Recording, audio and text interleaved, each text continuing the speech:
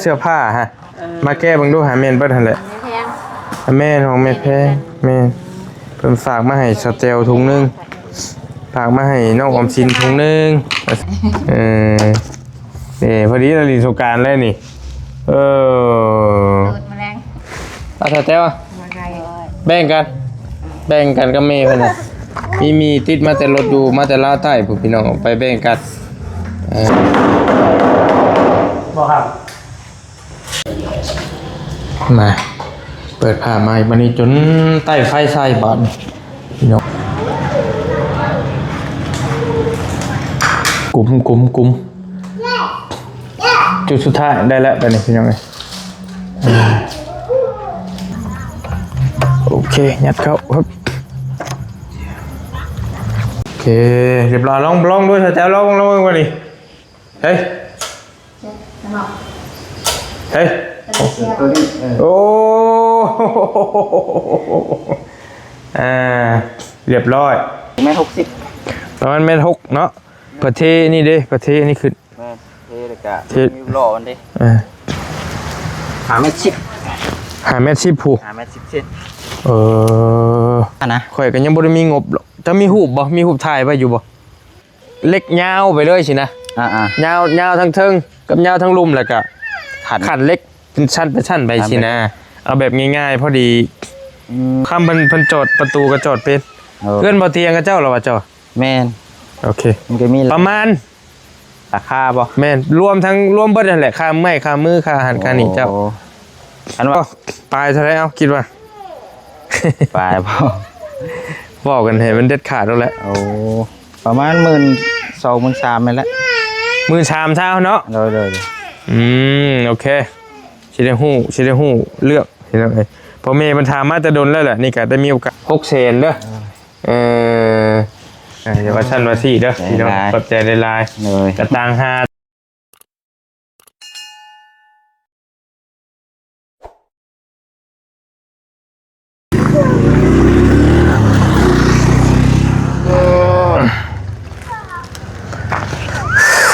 มาบาทที่นี่เนาะพี่น้องเนาะแล้วทั้งเทิงผูกกระไดตั้งสร้างเขาลงมาเรียบร้อยแล้วพอดีบรินัดทั้งน้องออมสินเนาะมาเฮือนสเตลนิดนึงพี่น้องสวัสดีย้ำแรง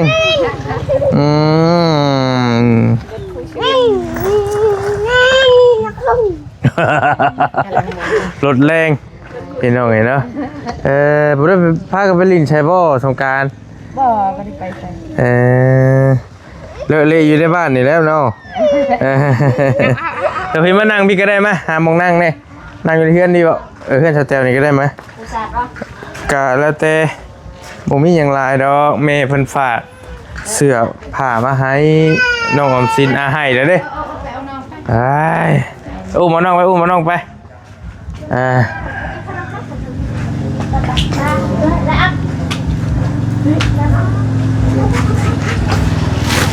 เป็นได้ช่างเขาเมื่อเดิมเพราะว่าผู้นี้เป็นคนมักตอกนะเป็นคนมักตอกเขาโบเมนแล้วเขาสับเสียบได้เยอะเขาตอกเขาประมาณวันนี้โอ้ยเหมือนลูกช่างนี่โอ้ยยิบเฉพาะว่าไปดูดวงมามีคนบอกว่าช่วงนี้สิมีเคาะเด้อนั่นแหละมันตัวนี้แหละสิได้เคาะแล้วกันเคาะเข่าสงการเนี่ยระวังเคาะเข่าเด้อในข้อตะปูน้ำเย็นอยู่ตู้เด้อน้ำเย็นอยู่ตู้เปิดได้เองเลยป่ะเปิดได้ตามสบายเลยป่ะเย็นระบบปิดไฟแต่ดุนนะไฟตัดหรือได้ไฟน่ะเช้าเย็นเราจะพี่น้องกำลังดำเนินการยกสุดท้ายแล้วบัดนี้ใส่ดอกไฟครับมันดอกจุดมันลงไปเรียบร้อยแล้วเนาะพี่น้องได้คำอยู่ไหนตอนไหนก็คำพอดียังว่าลองดอกไฟยังว่าพื้นด้านนอกขนาดเสื้อผ้าฮะมาแก้บังดูหาเมนเบิดหั่นแหละแม่ของแม่แพงแม่เพิ่นฝากมาให้สเตลถุงนึงฝากมาให้น้องออมสินถุงนึงว่าซั่น แค่เบิ่งก็ได้เนาะโอ้ นั่งให้แขกนั่งผัด เอาโลบ่เป็นหยังสบายมากนั่งใส่ก็ได้ดอกแก้บ่ได้บ่ตายคักบาดนี่ แกรถโอ้ยยิงเลยได้ เคลื่อนไม่ใช่ตึมๆอยู่น่ะ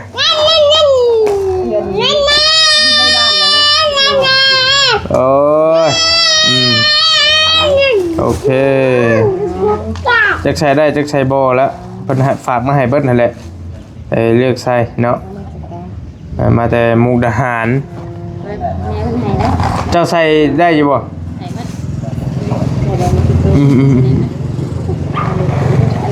นางออมสินแม่นบ่ออมสินเลือกบังดูนะเลือกบังดูน้องเป็นจะใส่ได้อยู่บ่ได้เห็นแล้วหาดโอ้ แม่งมาเอารถ บ่สเตลเราได้แล้วได้แล้วมีแต่ให้แม่กับน้องเพิ่นนั่นแหละนี่สเตลเราได้แล้วเพิ่นฝากมาให้ต่างหากเพิ่นฝากให้คนละถุงเด้ ชิมเพื่อนแล้ว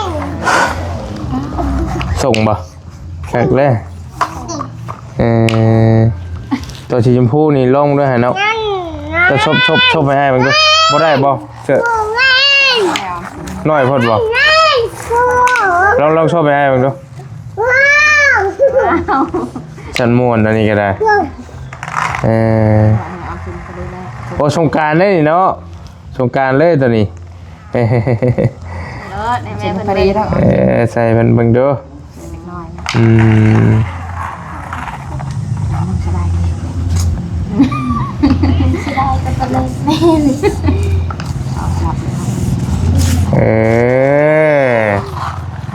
ดีแล้วฮะได้แล้วฮะ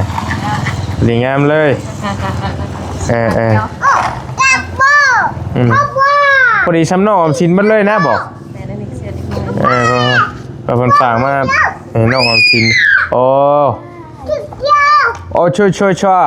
สงกรานต์นี้ได้น้องใส่ไอ้มึงดูตัวสงกรานต์นี่แม่นใส่ได้อยู่บ่ลมอยู่บ่ดอยกินรถกินรถกินรถลุงบ่อยากกินรถ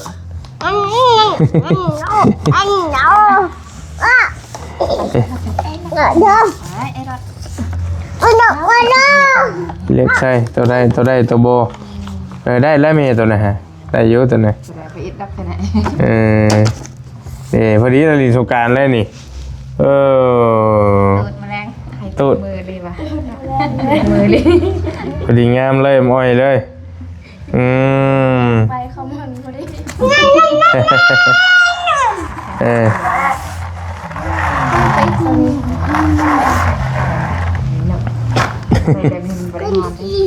พอดีชุดหน้าห้อนพอดีมาเรื่องติดดอกไฟ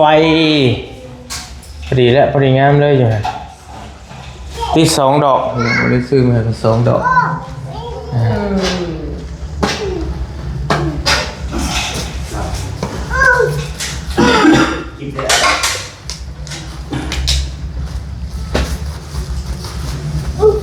พอดี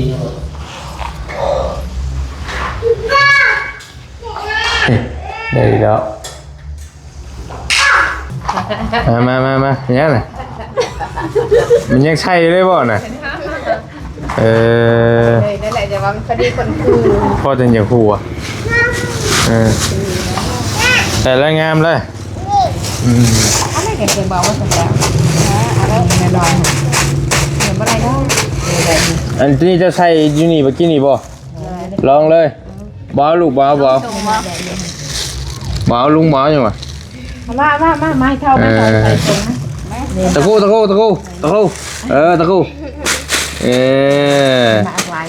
นี่หน่อยกับมีเด้ออ่ะพอมีอยู่แก๊สนึงเอาใส่แต้วแบ่งกันกับมีเพิ่นน่ะมีติดมาแต่รถอยู่มาแต่ลาใต้พวกพี่น้องไปแบ่งกันมันจกของนี่ได้แหละห่อ2 ห่อนี่แหละเป็นมีมาไว้แบ่งกันมาต้มกินมาเลยแบ่งรถให้มันซ้ำกันฮะ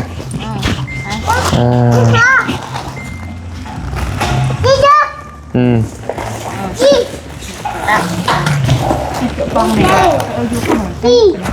ลังกัน แบ่งกัน มือใบไหน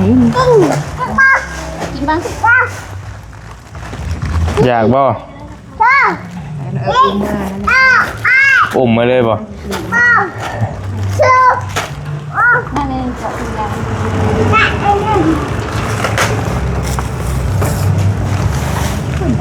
โอเคเย็นสบายเช้านะ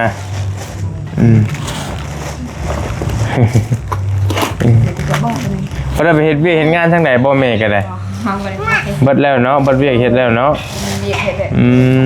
โดยเจ้าอ่ะใช่วะ ลายอ้อยดิ หนักมากเวลาใส่มาเป็นยังอยู่ในเฮือนใส่แบบนี้ขอบตัวใหญ่เนาะนี่แล้ว นี่เพิ่นนี่พอดีน้องเพิ่นนี่ได้ตันงามอยู่ตันเขาทาย ฝากให้เขา แม่นคนใดใช้ได้ก็แบ่งให้เพิ่นใช้บ่เป็นหยังแบ่งกันใส่หั่นแหละ จะนั่งไม่ลวกไง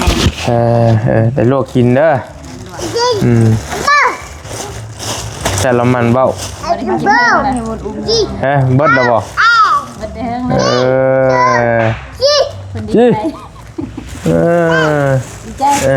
แล้วเราบ่แล้วเราดอกนึงเลยนี่อีกดอกนึงมานี่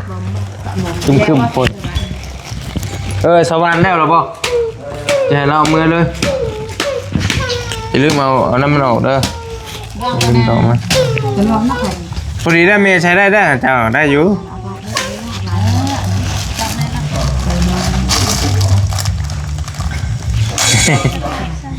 ใส่ยันยุกแรงนี่ ยันยุกอันนั้นแหละอันน่ะเจ้าหนีไม่เนี่ยแต่ฝากขอมกขอบใจเจ้าหันแหละมันฝากมาให้เจ้า บ่เป็นว่าวเลย ว่าทำว่าได้เห็นแล้วอยู่นี่ บ่เคยว่า โอเคเอาเพิ่นชื่อว่าเมแพงเด้อเพิ่นฝากเสียผ่านมาให้เจ้าฝากก็จะโดนแล้วแหละแต่ว่าบริบ่มีเวลามาให้ ลาวได้บอก คนลาวเฮาแต่เพิ่นไปได้ผัวอยู่ไทยเนาะเอานบมือแล้วเว้านำกัน จะหายซอนได้ป่ะ ให้จอยช้อนเจ้าช้อนเราให้เราเว้านำโอเคนบมือเด้อ ตัวเป็นกัน ว้าวไปอีกเลยนี่ก็ได้ช่วยกันนั่นแหละ ช่วยกัน ช่วยกันนั่นแหละมาเด้อเราได้เอา เอาว่าเลยแต่ว่านำแม่แพงจะว่าได้ให้น้องคุณว่าตามหลัง เป็น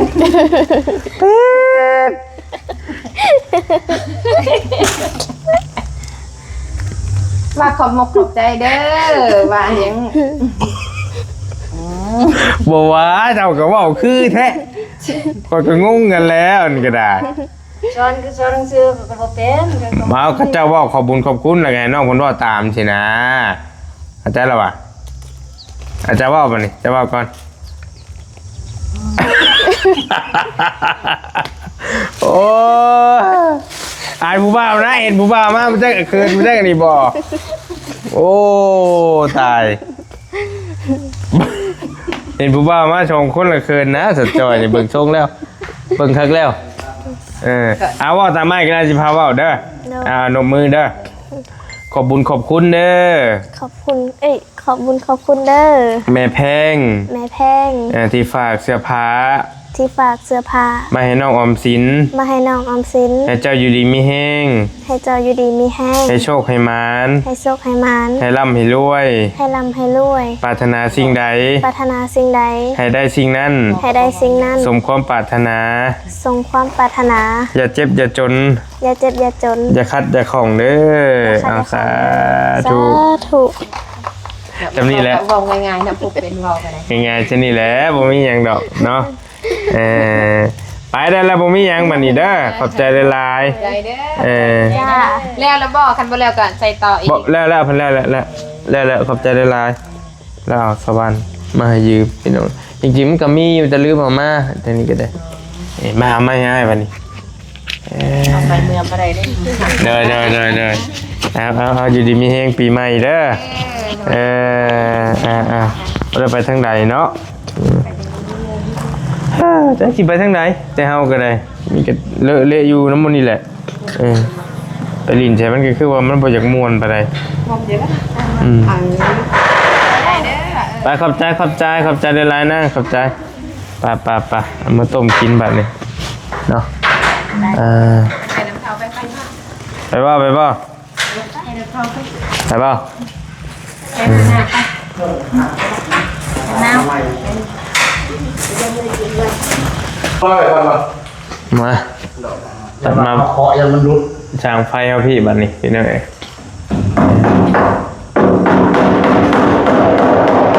บอกครับยันมันรุดบอก นี่รถเลยในนี่ต้องเฮ็ดให้มันละเอียดละออข้างในพี่น้องเอ้ยเพิ่นเอิ้นหยังก็ จิ้มหนีบสายไฟ กิบหนีบสายไฟ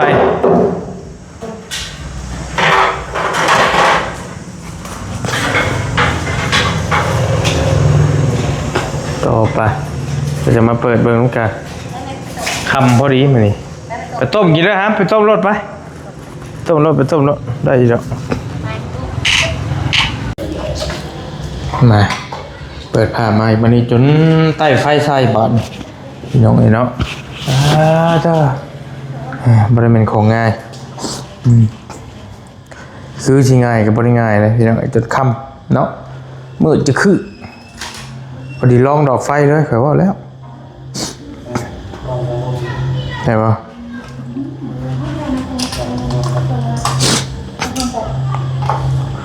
เอาโตแบบละเอียดเลยพี่น้องโตสายไฟให้มันเก็บให้มันละเอียดเลยนะบ่ได้ให้มันยุ่งยากเนาะปิดให้มันคักมันนี่เลย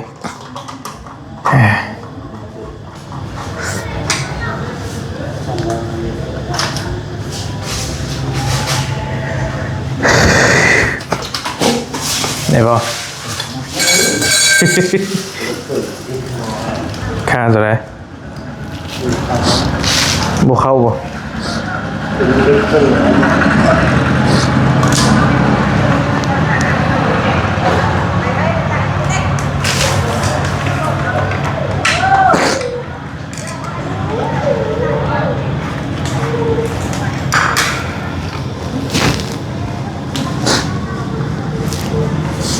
ก็เริ่มฮอดแล้วพี่น้องไฟก็บ่มี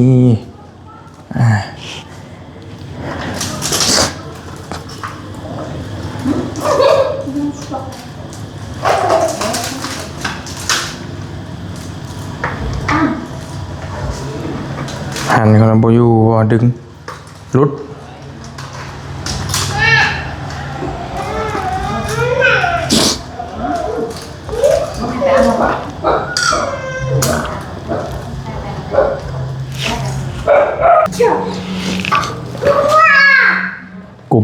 กุมจุดสุดท้ายได้แล้วแต่นี่พี่น้องเอ้ยเฮ็ดกับฟืนกับไฟนี่มันต้องละเอียดใจเย็นหน่อยนึงล้างตัวซื้อตัวนั้นมาพร้อมบ่ ถ่ายแข็งน้ำก่อน บ่อย่าแล้ว น้ำ ดึงลงมานี่ก่อนก็โอเคละล้างเก็บสายวันนี้เนาะยาวขึ้นฮะโอเคตัวตอนนั้นเฮาอันนี้เรียบร้อยแล้วแต่หลังก็ได้แล้วโอเคไปแล้วผมต่อกันต่อวันนี้ดึงมือลุกกินดึงมือลุกมาแล้ว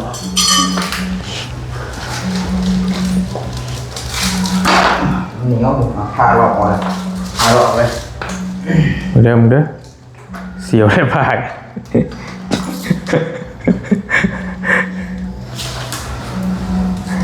ไม่เสียดีเส้นเดียวอ่ะ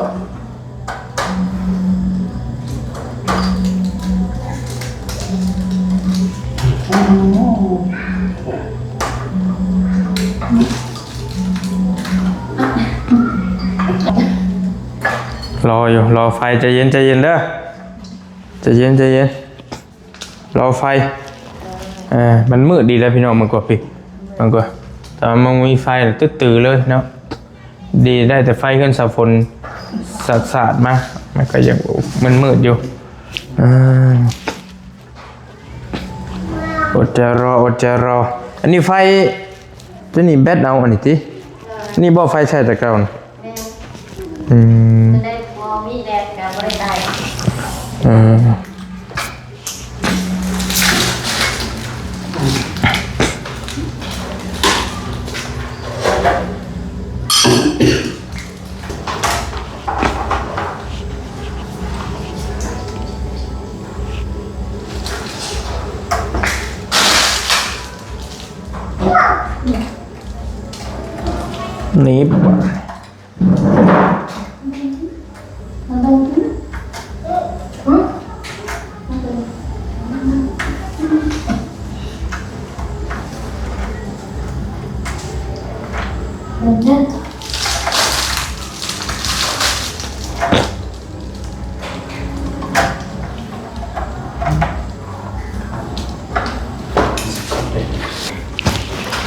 สกอตพันแบบปั๊บปั๊บปั๊บปั๊บปั๊บปั๊บปั๊บปั๊บปั๊บปั๊บปั๊บ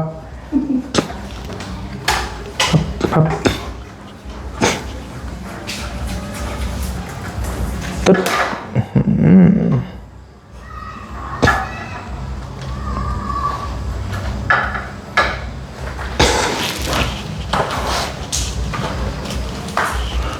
เล็กใหญ่ดินี่กันเนาะ ข้างในยางกันเหนียว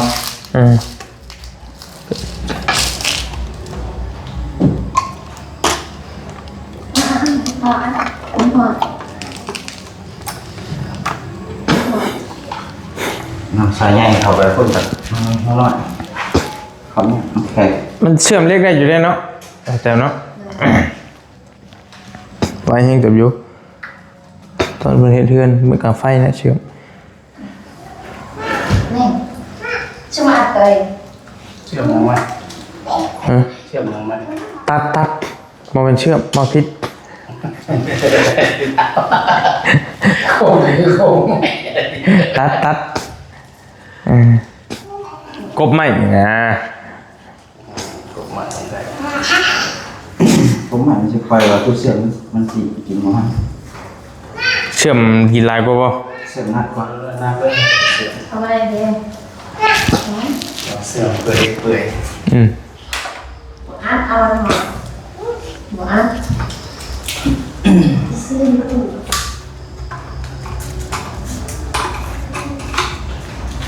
ลายขัดลายตอน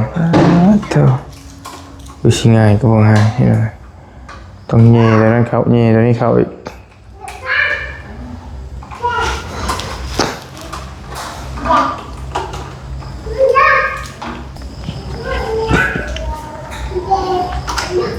วิธีสุดท้ายบ้านเอ้า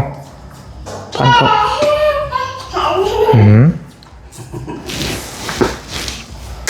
ห้อนอาการห้อนพร้อมนะไม่ได้พี่น้องว้าเท่ายัดเข้าบ้านนี่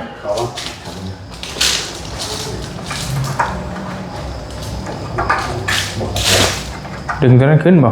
ดึงตัวนั้นขึ้นครับ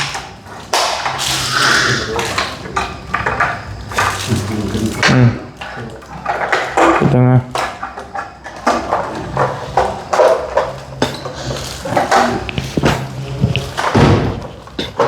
โอเคหันเข้าบาด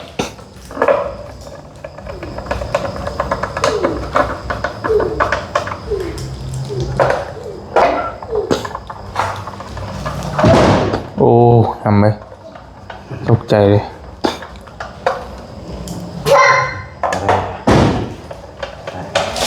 โอเคยังตัวไปต่ออยู่พุ่นบันนี้เนาะอยู่อันเสาวัน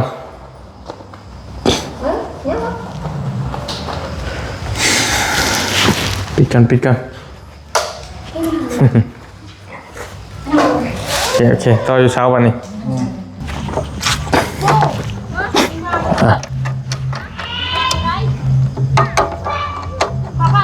เอาไฟตัวนี้เนาะเอาขึ้น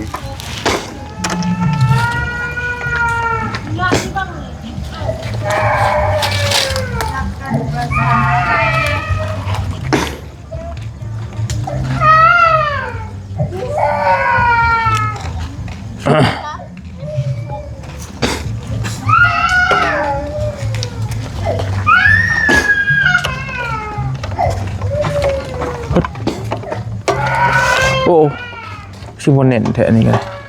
มัดไว้สิติ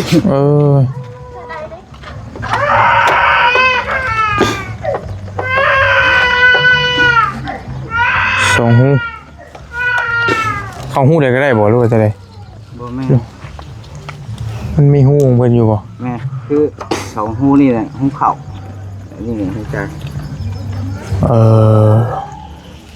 ห่วยเด็กไปมั่วมัดกันอีกเพิ่นยังไงเนาะโอ้ยเอาเข่าอยู่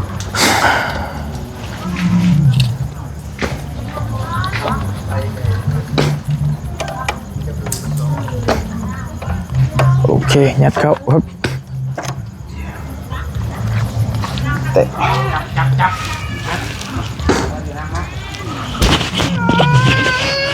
เอาเราอยู่น้ำเลยเด้อเอาระบ้าเพิ่นอยู่น้ำเลยเด้อซอยเลี้ยงนี่ซอยสแตลเลี้ยงนี่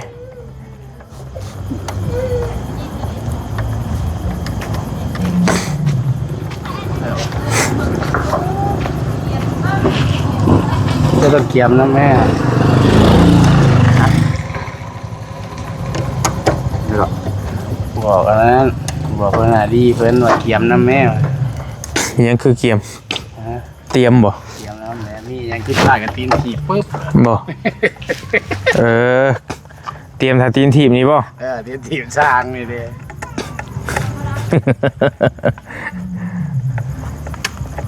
อันนั้นติ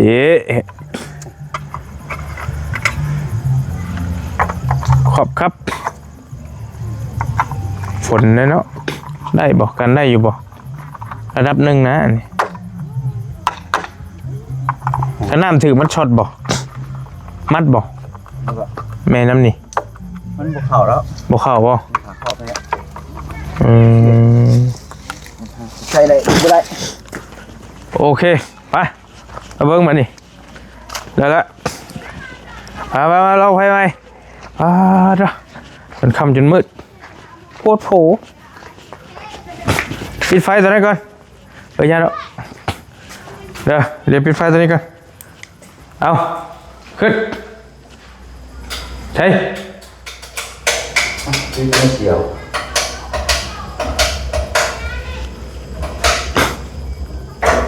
คือไฟคือเข่าอยู่เนาะ พี่บ่ คือเสีย เอาต้องได้รอบนึงปกติ หมอปากลงก่อนบ่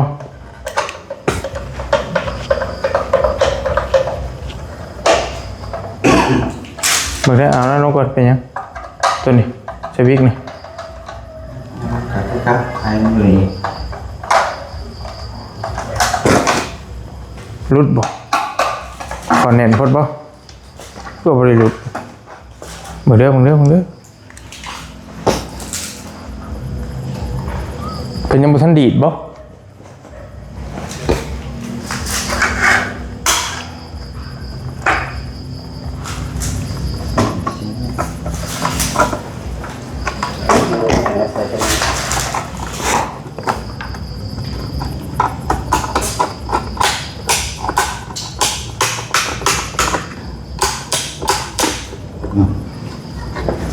เตะ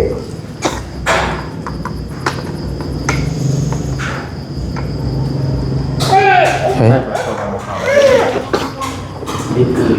ม่แข็งเลย เป่าไฟมันแม่นๆอยู่เลยเนี่ย ไม่เกิดก็ไม่ได้แหน่นะครับไม่เกิดก็ไม่ได้แหน่เลยไม่เกิดก็ไม่บอกอะไรเลย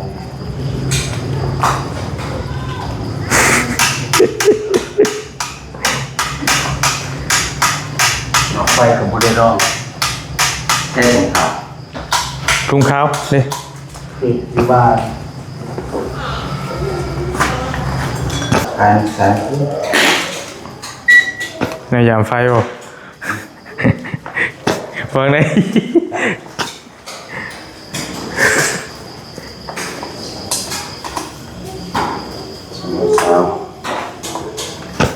โอเคบ่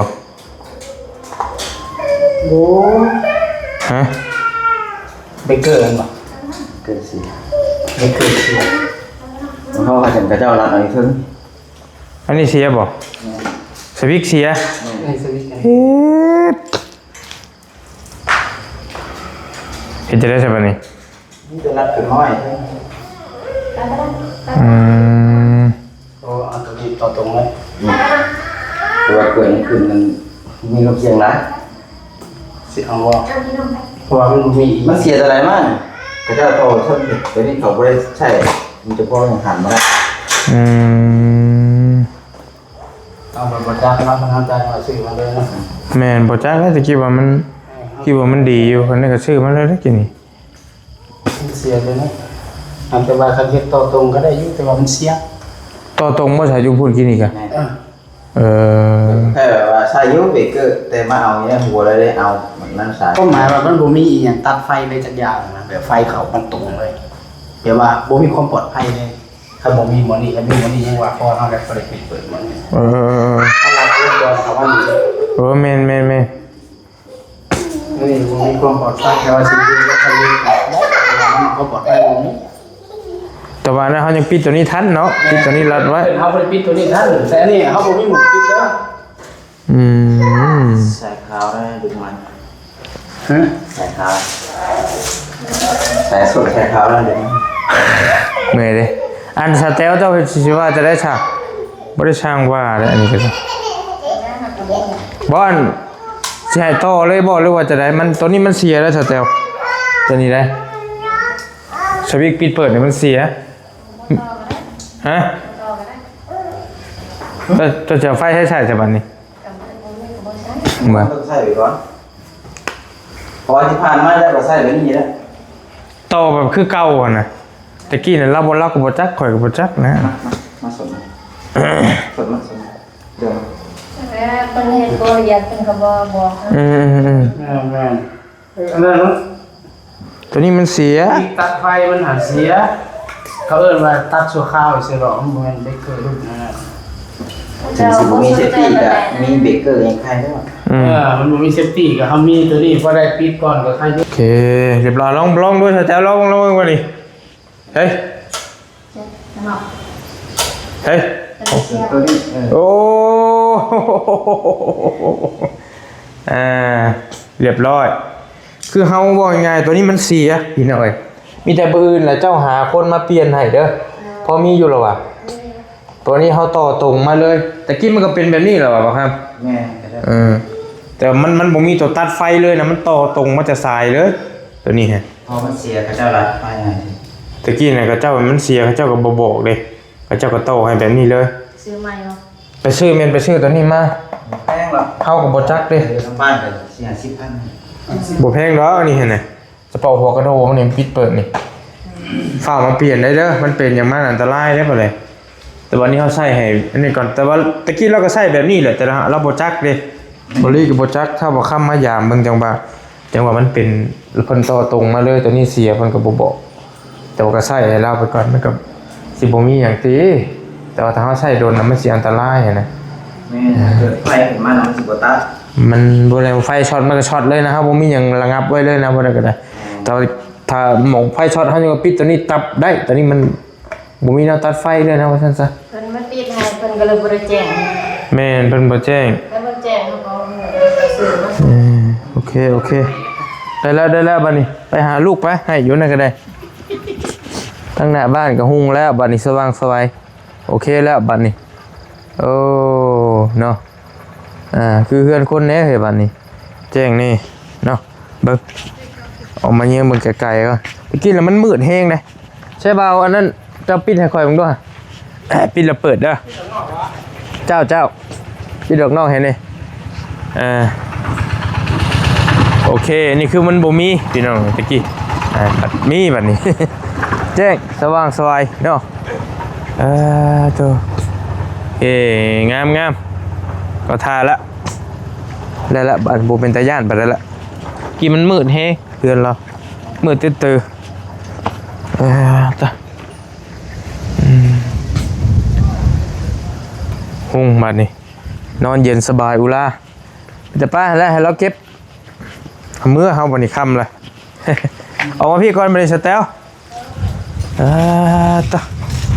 เรียบร้อยแล้วเจ้าเก็บเด้อตัวน่ะเด้อ โอ้ยเฮ็ดตั้งแต่เช้าจนมืดตื้อๆพี่น้องเอ้ย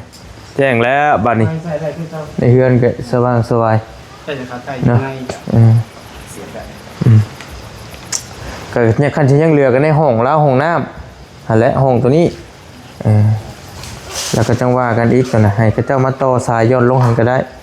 หรือว่าอันนั้นก็จังมาติดไม้เอาละได้หั่นแหละแต่อุ้มเพิ่นมานั่งพี่เห็นน้ำการผิดปะ สายอันนั้นไปแล้วบ่เอาขึ้น ตายจุดเตียวอ่ะ แบกไปรถก่อนก็ได้ไปมัดไว้รถเขาก่อนเราข้ามมันนั่งนี้ก่อนจ้ะเสียเอาค่าฝอกกาแฟแล้วให้เฮดแต่เวียนบุพี่น้องกับบริเวณว่าจ้างว่าหยังดอกหาน้องเพิ่นมาซอยกันเฮ็ดจะได้ตอนเพิ่นว่างใช้ กลับมานี่กลับประตูนี่มันจะคำเลยจังหน่อยมีเมย์เพิ่นถามบอกคำไปเพราะว่าคำมันเป็นสร้างเลยเดี๋ยวสิถามน้องเพิ่นเลยจังหน่อยก็ได้ แม่อยากนอนบ่น่ะเอาแทกเบิ่งก็ได้ไป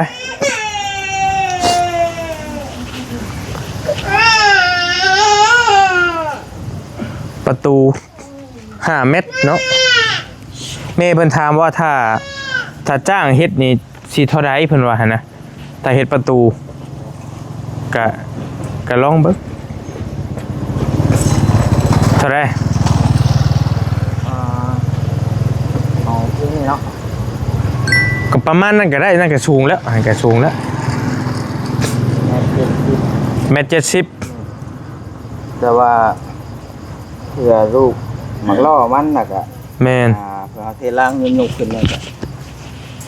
ว่าแม่น50นี่ก็โอเคอยู่เพื่อเป็น มันแม่น50ก็ได้ แม่น60 ไฟฉายดิไฟฉายให้อยู่ใส่วะมาพี่มาใจก็ได้ต้องเงี้ยยังเห็นโอเค ผู้สูงแม่น60 ประมาณ1.6 เมตรเนาะประเทศนี่เด้ประเทศนี่ขึ้น แม่นเทเลยก็มีล่อมันดิพวกนี้มันแทกแล้วบ่ ก็คือว่า5 เมตรนะ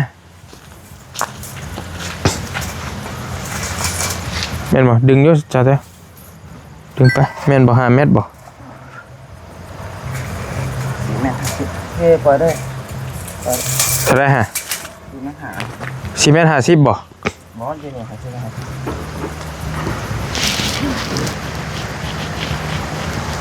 5 เมตร 10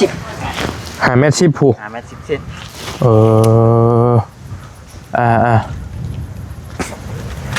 มันประตูนี่